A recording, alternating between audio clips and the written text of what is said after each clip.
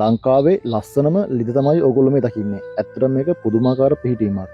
ඔයගොල්ලෝ කිසිම දවසක මේ වගේ ලිදක් නම් මීට කලින් දැකලා නැතුව ඇති. ඔයගොල්ලන්ට පේනව නේද විශාල යූරක් ඇතුළේ තමයි මේ ලිද පිරලා තියෙන්නේ. මේ ලිදේ හරිම ලස්සන පේන්නේ ළඟට ගිහින් බලපුවාම. ඉතින් මෙතනින් පල්ලෙහාට බහලා ගියාට පස්සේ තමයි මේ ලිදට යන්න පුළුවන්. කොහොම බලන්නකො මෙතනට ගියාට පස්සේ මේ ලිද කොච්චර ලස්සනද කියලා.